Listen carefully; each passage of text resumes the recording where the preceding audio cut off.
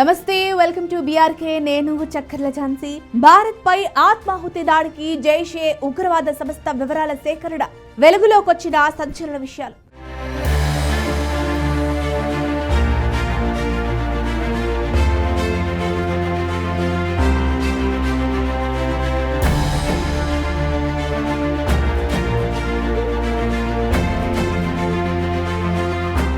ఢిల్లీ నగరంలోని ఎర్రకోట వద్ద ఇటీవల జరిగిన కారు పేలుడు వెనుక పాక్ ముష్కరముక జైషే మహమ్మద్ హస్తముందని దర్యాప్తులో తేలింది. అయితే భారత్ పై మరో ఆత్మాహుతి దాడికి పాక్ ఉగ్రవాద సంస్థ కుట్ర చేస్తోందని, మహిళా నాయకత్వంలో ఈ దాడులు ప్లాన్ చేస్తున్నారని నిఘా వర్గాలు తాజాగా హెచ్చరిస్తున్నాయి. డిజిటల్ మార్గాల్లో నిధులు సేకరిస్తూ జిహాదీ పేరుతో అమాయకులను కూడా ఈ వరలోకి లాగుతున్నారని సమాచారం.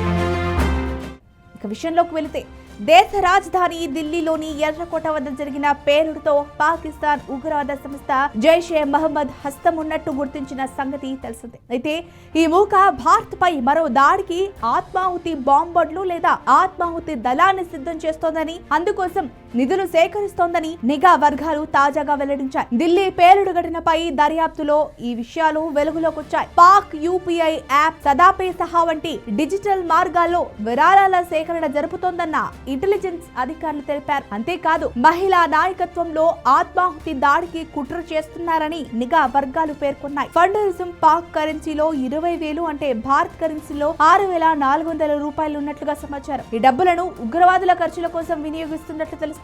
అలాగే ఉగ్రవాదులకు చలికాలపు కిట్ ముజాహిద్ ఇచ్చే ఎవరైనా జిహాదీలుగా గుర్తిస్తారని, వాళ్ళు చనిపోయిన తర్వాత వారికి సానుభూతి తెలిపే వారిని సైతం జిహాదీలుగానే పరిగణిస్తున్నట్లు విచారణలో తేలింది. కాగా ఎర్రకోటలో జరిగిన బాంబు దాడులలో టెర్రర్ డాక్టర్ గ్రూప్ డిజిటల్ మార్గంలోనే డబ్బులు అంది ఉండొచ్చనే దానిపై ప్రత్యేక దర్యాప్తు చేపట్టినట్టు ఎన్ఐఏ అధికారులు వెల్లడించారు.